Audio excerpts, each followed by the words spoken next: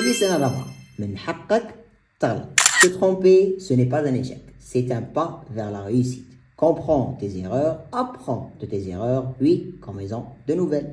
تاني مثال الرابعة اليوم باش نضربي حنشوفوا كيفاش نتعرفوا موضوع النص. كيفاش يجيك سؤال quel est le thème abordé dans ce texte? Quel est le sujet de ce texte? De quoi parle-t-on dans ce texte? Quel est le problème soulevé dans le texte? Ou bien, dans ce texte, l'auteur parle de, évoque ou bien traite le sujet pris ici. L'introduction du BM 2021, titre Bienvenue en Algérie. Déjà, le titre, il est révélateur. Il va parler de l'Algérie. Donc, nous pouvons savoir le sujet d'un texte à partir du titre.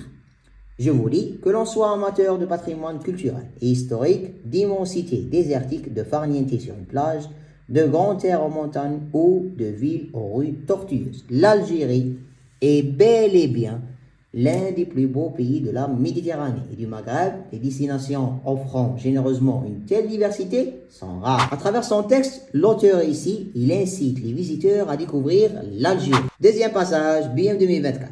Le couscous, patrimoine culinaire immatériel. À travers le titre, je peux déterminer que le texte va porter sur le couscous, un patrimoine culinaire. Je vous lis, le couscous est reconnu par l'UNESCO comme un exemple de coopération culturelle universelle. Le couscous est bien plus qu'un plat, c'est un moment de souvenir, de tradition, de savoir-faire et de gestes qui se transmettent de génération en génération.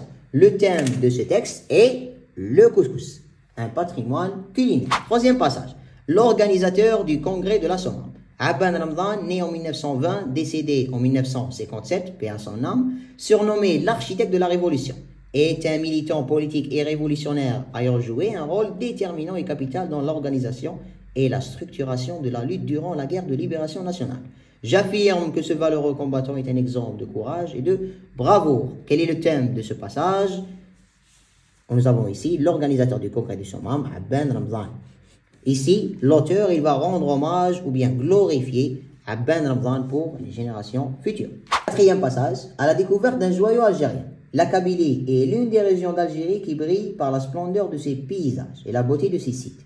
Elle conquit par son charme et la majesté de ses montagnes plus d'un. Son relief, ses cultures, ses villages et la population qui y vit sont d'une originalité des plus incontestables.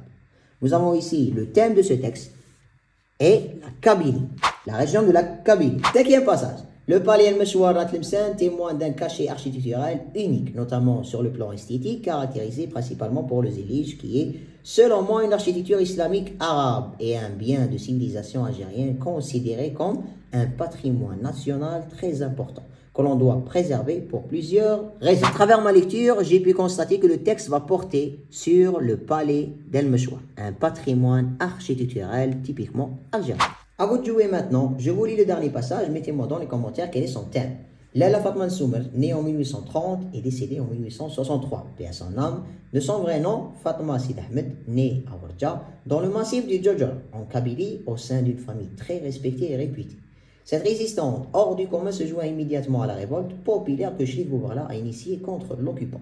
À mon avis, Laila Fatma Soumer est un personnage clé de la lutte contre la colonisation française en Algérie.